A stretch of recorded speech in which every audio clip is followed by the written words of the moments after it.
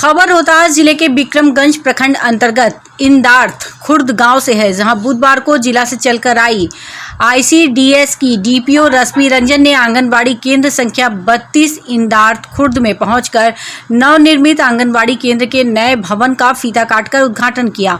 आंगनबाड़ी केंद्र पर डीपीओ रश्मि रंजन के पहुंचने के बाद मौके पर मौजूद सेविकाओं ने उनके गले में फूलों का माला पहनाकर जोरदार स्वागत किया, जिसके उपरांत डीपीओ रश्मि रंजन को सीडीपीओ कुमारी कमला सिन्हा के द्वारा हरा पौधा देकर सम्मानित किया गया। डीपीओ के आंगनबाड़ी के नए भवन में पहुंचने के बाद सेविकाओं ने स्वागत गीत भी प्रस्तुत किया। डीपीओ ने संयुक्त रूप से दीप प्रज्वलित कर कार्यक्रम की शुरुआत की।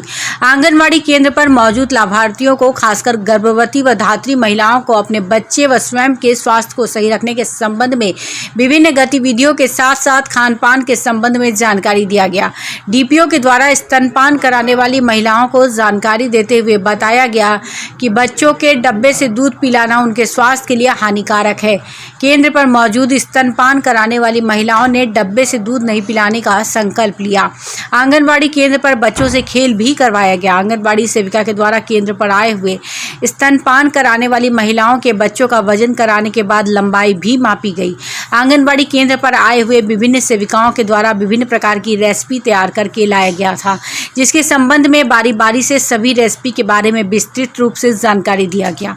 सेविकाओं के द्वारा तैयार किए गए रेसिपी को डीपीओ और सीडीपीओ के द्वारा खाकर उसके स्वाद से सभी को अवगत कराने के साथ साथ उनसे होने वाले फायदे के बारे में भी जानकारी दी गई।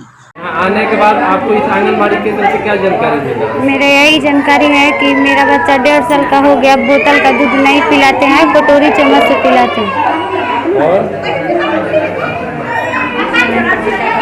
समय पर टीकाकरण कराते हैं, बच्चों को स्वस्थ बनाते हैं। क्या नाम है आपका? नेहा कुमारी। घर कहाँ है? यहीं पर इंदिरात खुर्द। नेपुल से दूध पियाते हैं तो अब नहीं पियाएंगे। और क्या जानकारी? और जानकारी है कि अब मतलब बढ़िया बुद्धि विचार सब सीखनी आ जाए, नहीं तो ऐसे ना करते रह जाए। क्या नाम है? सुनीता देवी, घर कहाँ है? घोसिया का कार्यक्रम देखें और आप लोग के बीच उपस्थित हुए, इसके लिए ये हम लोगों का सौभाग्य है कि यहाँ की पब्लिक इतनी सजग है। ये तो कहीं की पब्लिक इतना देर बैठ करके किसी का इंतजार नहीं करती है। आंगनवाड़ी की सेविका की सक्रियता, कर्मठता, उसके भीड़ से ही पता चल जाता है कि वो सेविका इस केंद्र पर अपनी सेवा देती है। कौन है सेविका? बबीता।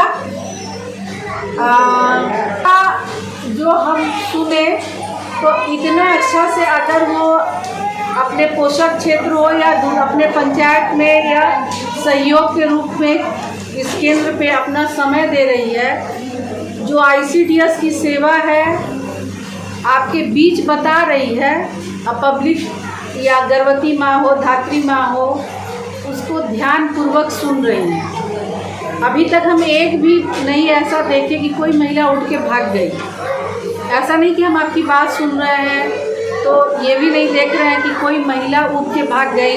या बच्चा भी बहुत अच्छा है, बच्चा का स्वभाव है, वो तो हल्ला करेगा, लेकिन बच्चा अपने माँ के साथ है, अपनी दादी के साथ है या बुआ के साथ है। तो आज हमारा ये जो 1 से 30 तक राष्ट्रीय पोषण माह पूरे बिहार में चल रहा है, रोहतास जिला के इस केंद्र पे भी अच्छे से इस पर्व को मनाया जा रहा है। अगर हम इसे एक त्यौहार के रूप में ले रहे हैं तो ये हमारे लिए त्यौहार ही है, जिसमें कोई भी सेविका, कोई भी महिला पर्यवेक्षिका, कोई सीडीपीओ या जिला स्तर पर कोई भी पदाधिकारी इसमें लापरवाही या आलस को अपना नहीं दर्शा रहे हैं। हर हमारे आईसीडीएस में सहयोग देने के लिए जिला स्तर के अलावे हर विभाग से कोऑर्डिनेशन पूरा मिल रहा है।